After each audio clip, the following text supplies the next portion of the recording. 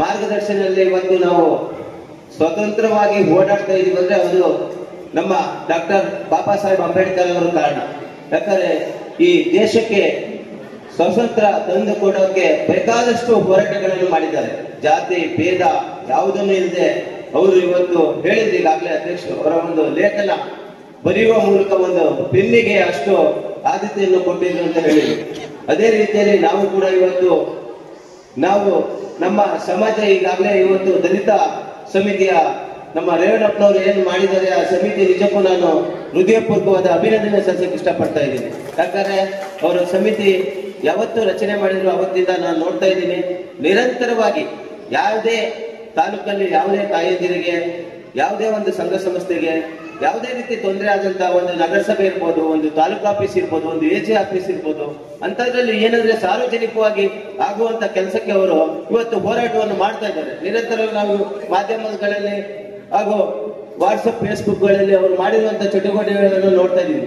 ಎಷ್ಟೋ ಸಮಿತಿಗಳಿದ್ದಾವು, ಆದ್ರೆ ಇವತ್ತು ಅವರ ಸಮಿತಿ ಒಂದು ನಾವು ನಿಜಕ್ಕೂ ಅವರಿಗೆ ಎಷ್ಟು ಕೃತಜ್ಞತೆ ಹೇಳಿದ್ರು ಸಾಕಾಗಲ್ಲ. ಪ್ರಾಮಾಣಿಕತೆಯಿಂದ ಇವತ್ತು ಜನರ ಸಾಮಾನ್ಯರಿಗೆ ಏನ್ ಸಿಗ್ಬೇಕಾಗಿದೆ ಆ ಸೌಲಭ್ಯದಲ್ಲಿ ಎಲ್ಲಿ ಅನ್ಯಾಯ ಆದಲ್ಲಿ ಆ ನ್ಯಾಯ ಕೊಡಿಸುವಂತ ಕೆಲಸವನ್ನು ಈ ಸಮಿತಿಯವರು ಮಾಡ್ತಾ ಇದ್ದಾರೆ. ಮುಂದಿನ ದಿನಗಳಲ್ಲಿ ಕೂಡ ಅದೇ ರೀತಿಯಲ್ಲಿ ಒಳ್ಳೆ ರೀತಿಯಲ್ಲಿ ಸಮಿತಿಯಲ್ಲಿ ಅವರು ಕೆಲಸವನ್ನು ಮಾಡಿ ಆ ಮಹಾಗಣಪತಿ ಮಾರಿಕಂಬೆ ಅವರಿಗೆ ಆಶೀರ್ವಾದ ಇರಲಿ.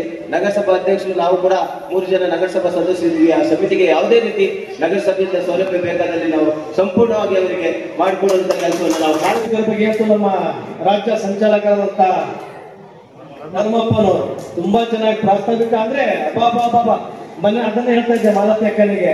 ಮೊನ್ನೆ ಅಂಬೇಡ್ಕರ್ ಜಯಂತಿ ಇದ್ದಾಗ ಯಾರು ತೀರ್ಥಹಳ್ಳಿ ಶಿವಮೊಗ್ಗದಿಂದ ಕರೆಸಿದ್ರು, ಅದ್ರ ಬಗ್ಗೆ ಯೂರಿಯಾ ಕಲಿಸಲಿಕ್ಕೆ ತಕ್ಕ ತುಂಬಾ ಚೆನ್ನಾಗಿ ಮಾತಾಡಿದ್ರು. ಅಂದ್ರೆ ಇಡೀ ಇತಿಹಾಸನೇ ಹೇಳ್ಬಿಟ್ರು ಅವರು ಅಂಬೇಡ್ಕರ್ ಬಗ್ಗೆ ಪ್ರಾಸ್ತಾವಿಕ ತುಂಬಾ ಚೆನ್ನಾಗಿ ಮಾತಾಡಿದ್ದಾರೆ. ಇಲ್ಲಿ ಇನ್ನೂ ಸಹ ಮುಂದಿನ ದಿನಗಳಲ್ಲಿ ಈ ಸಂಘಟನೆ ಉತ್ತಮವಾಗಿ ಬೆಳೆಯಲಿ, ಈ ಸಂಘಟನೆಗೆ ನಮ್ಮೆಲ್ಲರ ಸಹಕಾರ ಇರುತ್ತೆ ಅಂತ ಹೇಳ್ತಾ ಈ ಸಮಯದಲ್ಲಿ ಬಸವ ಜಯಂತಿ ಹಾಗೂ ಅಂಬೇಡ್ಕರ್ ಜಯಂತಿಯ ಶುಭಾಶಯ ಹೇಳ್ತಾ ನಾನು ಮಾತನ್ನು ಮುಗಿಸಿದ್ದೇನೆ. ಅಂಬೇಡ್ಕರ್ ಅವರ ಆಸೆ ಏನಾಗಿತ್ತು ಅಂದ್ರೆ ಕಟ್ಟ ಕಡೆಯ ವ್ಯಕ್ತಿಗೂ ಕೂಡ ನ್ಯಾಯ ದೊರಕಬೇಕು ಅನ್ನೋದು. ಹಾಗೂ ಬಸವಣ್ಣನವರು ಕೂಡ ಬಸವಣ್ಣನವರ ವಚನಗಳು ಸಾಮಾನ್ಯ 6,000ದಿಂದ 8,000 ವಚನಗಳು ಬರೆದಿದ್ದಾರೆ ಅನ್ನೋ ಒಂದು ಇದೆ ಹೇಳ್ತಾರೆ. ಆದರೆ ಸಿಕ್ಕಿರೋದು ಮಾತ್ರ 1,600 1,800 ವಚನಗಳು ಸಿಕ್ಕಿದೆ ಅಂತ ಹೇಳ್ತಾರೆ. ಆ ಬಸವಣ್ಣನವರ ವಚನಗಳು ಕೇಳಿಕೊಂಡು ಅವರು ಕೊಟ್ಟ ಸಂದೇಶಗಳನ್ನು ನಾವು ತಗೊಂಡೋದ್ರೆ ಸಾಕು, ನಾವು ನಮ್ಮ